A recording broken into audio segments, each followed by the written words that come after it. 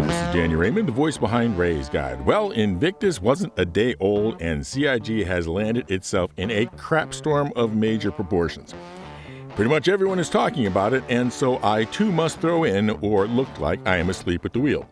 The source of the problem is a new flight blaze that can adjust the acceleration metrics of a ship. The problem is that, at least for the time being, they are available only for real money. The accusation, of course, is pay to win. Now, I am sure that CIG's internal teams tested many hundreds of PvE and PvP encounters and found that across a statistically significant number of samples, no significant difference in the win rate for each of these three blades. And if there was, they adjusted the parameters of the blades until there wasn't. In game design, this is called balance. And I'm sure that someone inside of CIG is right now saying, what is all the screaming about pay to win? They're all balanced.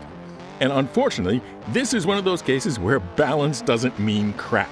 When humans make decisions, it's almost like a corporate memo that gets passed around by various departments. There's the sensory department with subdivisions for sight, sound, touch, kinesthetic, and there are the archives of stored experience department, etc. And then there's one final department, which is the emotional department, who gets the final stamp of approval. Well, what about the rational analysis department, you think? Well, our frontal lobe in our brains is a rather late arrival. Pre-humans were making complex decisions without one for millennia. So that rational analysis department is kind of like the nerdy new hire who is constantly on their laptop talking about their spreadsheet and only thinks that they are running the show. The real final approval is always with the emotional department and has been since before our evolutionary branch even started. How many times have you said, well, it just felt right? Or conversely, well, it just didn't feel right?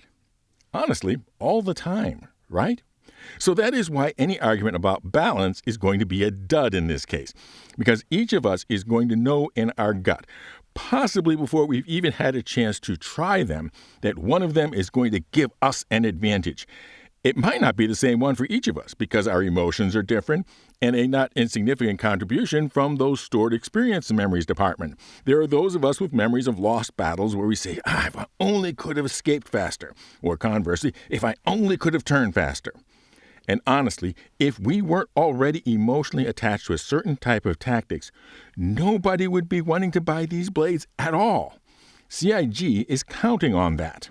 And CIG literally is counting on being able to get us to spend money on early access to the stuff that will take a long time to get in-game. I mean, $1,500 cash for a brand new able-to-defeat-everything frigate?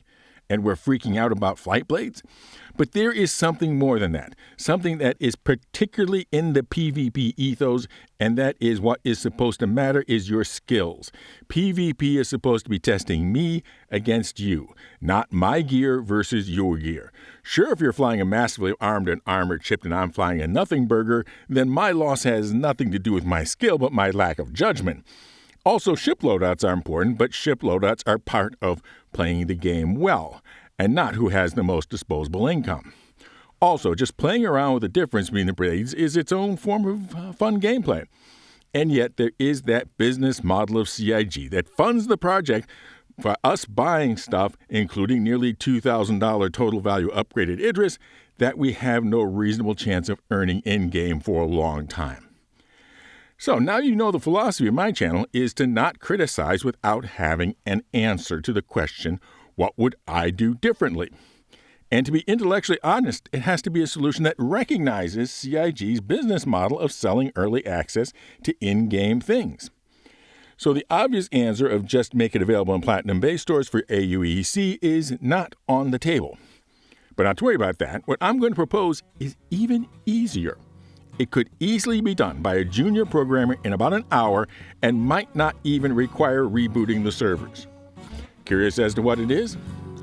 Make server blades be a significant part of the loot table for the new ace pilots in the game.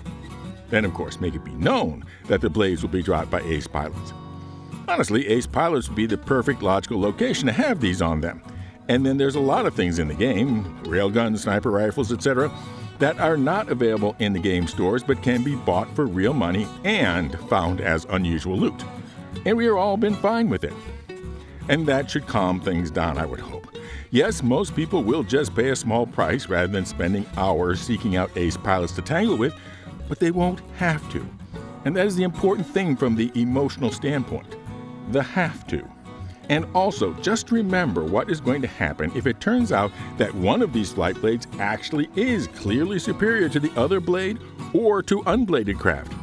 You know it, and I know you know it, and you know that I know that you know it.